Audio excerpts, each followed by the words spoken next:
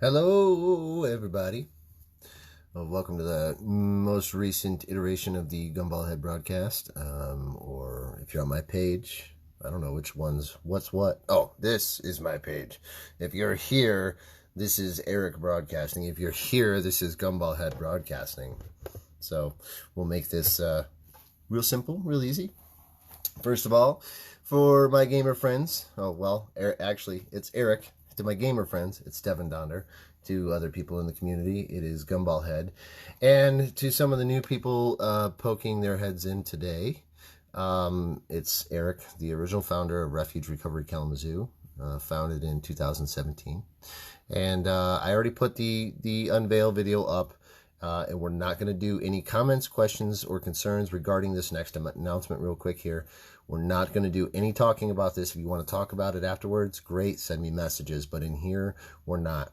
What I am going to do, though, is I'm going to unveil it right now. August 4th, 1 p.m., the Basement of Unwindings, the original home of Refuge Recovery. We will be starting Recovery Dharma Collective of Kalamazoo.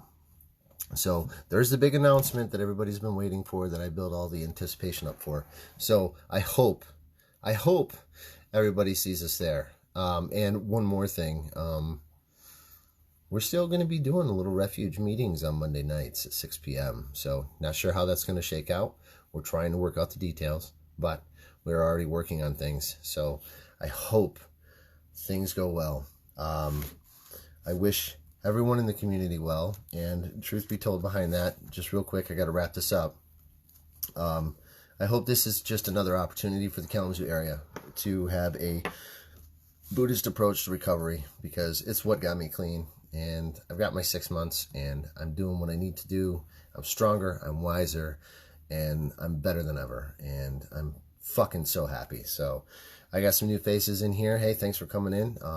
Shout outs. You know who you are. I'm shouting out to everybody. So tonight's topic is motivation and changing our minds by thinking.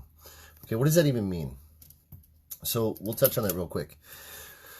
So when you're having a bad day and you wake up in the morning and you stub your toe, the very first thing that you think of is, ow, that hurt. And it's Monday and I just had the weekend off and now my day is freaking screwed because I stubbed my toe and things aren't good and blah, blah, blah, blah, blah. And the truth behind that is it's one of two ways of thinking about things. Shit, that hurt. Ouch. Okay, now my day's ruined. Or that happened for a reason. Maybe you were getting ready to step on a thumbtack. If you ever walk down here in the Buddha Den at our house, it's recommended not to walk barefoot, at least until I vacuum, because doing this renovation and changing this room around, I've found more thumbtacks stuck to my feet than I even knew I had in the walls. So that's how I hang a lot of the stuff in the basement here, is with thumbtacks. So how can we change our minds? Okay, so my biggest thing, and I try to do this all the time, because let's face it, our days suck sometimes. So if we take the good and the bad, and we take the good from the bad, then there's no bad, right? Is that right? Or it seems to me that that's right. Okay. So recently, my family has experienced a loss. We lost our pet a few weeks ago, and we lost my grandfather on Friday. And it's tough when we have loss. Okay. And we talked about loss that week, and we talked about how to grieve. Even when there isn't loss, I was grieving the fact that my son was growing up and getting ready to go away, and we grieved that, and we grieved the loss of the pet, and now the family is grieving the loss of my grandfather, and it'd be my step-grandfather, but still, it's a loss nonetheless. He was very instrumental in our family. So the good from the bad. Well, how do we deal with that? Okay, so first of all, we focus on the bad because someone died, someone passed away. And that's bad, it's terrible, and it breaks people's hearts. But on the flip side of things, what's a good thing about that? Well, number one, he's not suffering anymore.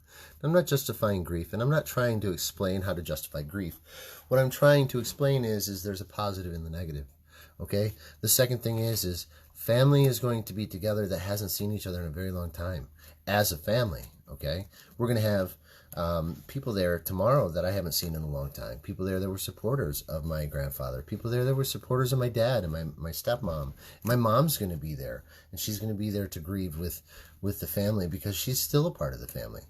you know? So we're all going to come together as a family. So unfortunately, the negative event brought us all together. But the positive out of that is we get to see each other. And not only that, but we get to appreciate our time together again. Okay? These times and days and age of how busy my life is, and I'm not justifying, but how busy my life is personally, it's my fault, but it's busy as hell because I keep myself busy, right? Okay, so it's my fault. But on the flip side of things, I'm busy so I can maintain my sobriety. I'm busy because I'm working on projects. I'm busy because I'm doing this and I'm doing that. And I'm doing the other thing. I'm going to meetings. I'm going to, conferences. I'm starting school here again in a couple of weeks. Going to be busy as hell then, and doing stuff around the house and getting the house pretty again and trying to make up for lost time. And so there's a million and one things going on in my life. But you know what? Tuesday nights at 9:30, I'm here with you guys. I get to sit down, I get to chill the fuck out, and I get to actually talk, okay? And here's the thing. I like feedback. So if you guys got feedback, fire away. If you guys got subjects or topics that you want me to talk about, do it. But tonight's topic is the beauty of that. So when we suffer from that negative in life and we automatically have that mindset, let's take our jobs, for example. When our boss comes in a really bad mood, I can use this because I have used this. Your boss comes in a really bad mood. But you know what? Even if they're the most sourest of sourpusses and they're grumpy all day long, you could sit back and think to yourself, at least that's not me. I mean, I know it's bad because we're benefiting from the negative of somebody else's, but at least it's not me. My heart and my mind are clear. My conscience is exceptional. Okay, so we're able to sit back and observe this behavior, and we think to ourselves, this is good motivation to not become that way. And then you hear your coworkers piss and moan about how grumpy they are, and when you present it to them like that, their mindset changes. So guess what? It could be Monday, boss is a grump, but guess what? Everybody else is in a good mood, and the boss is even more pissed off because everybody's in a good mood. Why? It's all up to you, and it's all up to you, and it's all up to me, and it's all up to everybody in there, okay? Your words, your mindset, your positive mental attitude can change the environment completely. And it's all right here. It's all in how you approach that situation. It's all about how you talk about that and communicate. Communication is the key of leadership. Okay? I'm not in a leadership role, but I am in a leadership role, and I lead from beneath. I do that by motivating people. I do that by talking to people. I do that by expressing to them, hey, we've got to get this project done. Hey, I'm in a bad mood. I'm sorry I snapped at you. Apologies can go a long ways too. And we don't think about that either. But a lot of it has to do with thinking. For those people that meditate, what do you meditate on? What makes your mind feel better when you sit down and meditate? Okay? For me, there's a lot of times where I sit down and I just don't think because I have an opportunity not to. And then there's other times where my brain is the fucking gumball head. We all know what that is. Okay, where everything's bouncing around and these bouncy balls are bouncing off the wall and this and that and the other thing are going on. And then it's like, all right, I get to chill with my dude Buddha for a minute, and I get to meditate and I get to listen to some pretty cool music. So, I mean, it's all in the mindset. That's where meditation has played a huge role in my recovery. It's where it's played a huge role in my life. And in my ability to calm down, because usually I'm a 20 or a 30, and lately I've been a 10, 7, easy 7, and it's just because I take a quick moment. Now, I've talked about this in the past to other people, and here's something I want people to understand.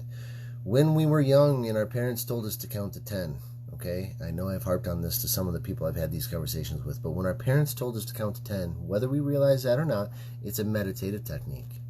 10 seconds. 10 seconds of silence. 10 seconds of clearing the mind, resetting the mindset, and moving forward. Okay?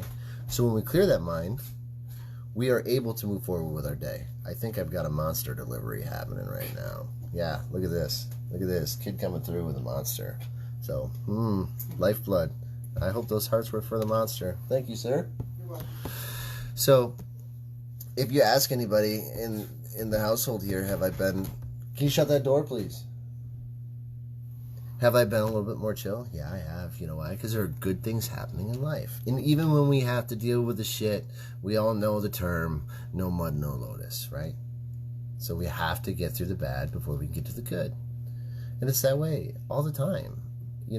I have friends that I don't talk to hardly at all anymore. I have friends that check in with me and I don't respond for a couple of days. It's nothing personal. It's just I got shit going on, And when I'm having a rough day, those messages that go unaddressed are the ones that I want to respond to.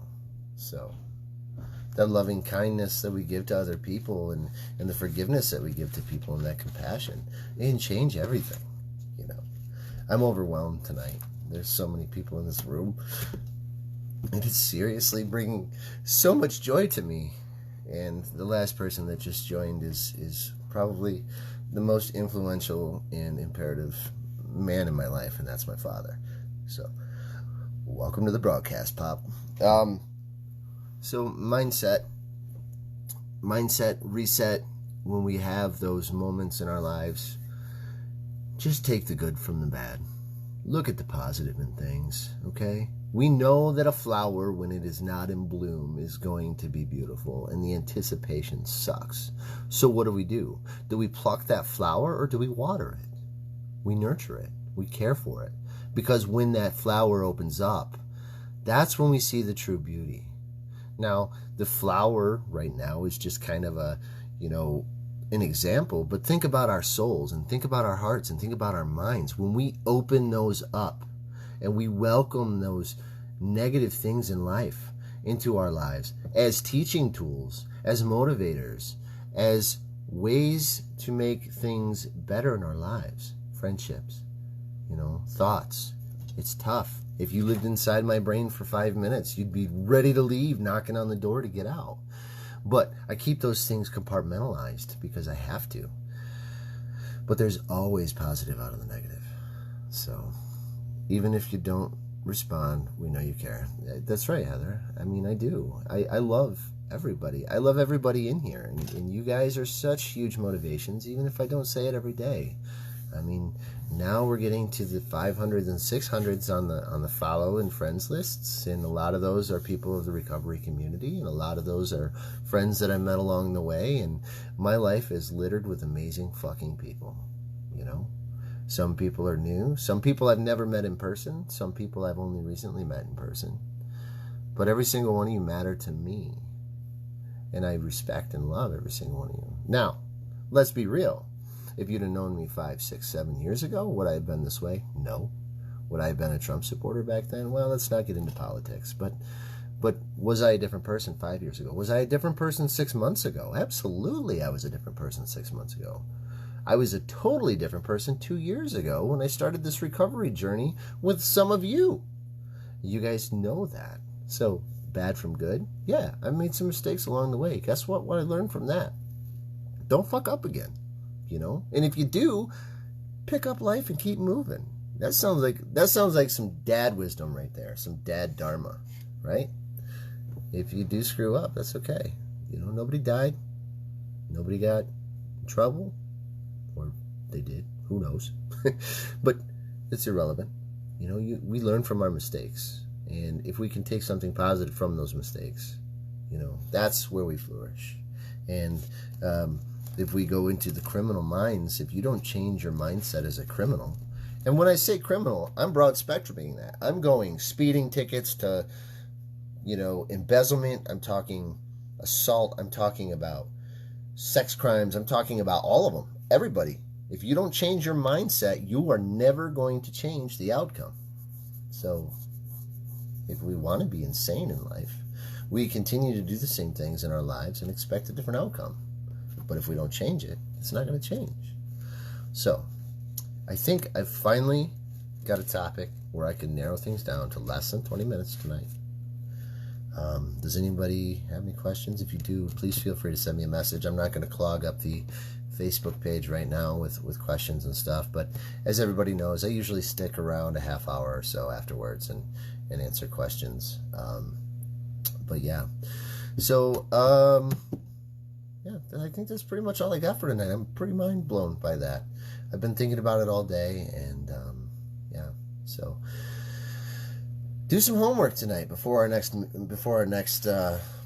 broadcast. The next broadcast, I think I might actually talk about some of the 4 precepts of Buddhism, and talk about some of the concepts of Buddhism and how we can apply it to our every single day life. Okay, and I do also want to address, too, the Peanut Gallery. in the fact that Buddhism is not a religion, it's a philosophy. And if we were to understand that a little bit better, maybe there would be a lot less stigma in the world about people who believe in that Midwestern philosophy, or Eastern philosophy, or Northern, Southern, whatever. Wherever it's from, wherever your philosophy comes from. If we understand that a little bit, then life will be good. I do have a topic list somewhere around here. I don't know where it's at. So please, I'm begging you, send me a direct message on Facebook, either on the Gumball Head page, on my personal Facebook page. You can send it to gumballheadkzoo@gmail.com. Even if you want to write a paragraph or 5, whatever you want to do, give me an idea of what you want me to talk about. Give me an idea of why you want to talk about that, and then I'll address it to everybody. And don't worry, it's anonymous. Nobody's ever going to know. gumballheadkzoo@gmail.com. It's that simple. Send it to me. I'll read it. I'll address it. I never call anybody out here except for my dad tonight, but, you know, I had to give him a little bit extra love. And as always, guys, you're amazing, and I love every one of you. So I love you. Keep going, and we'll see you next Tuesday.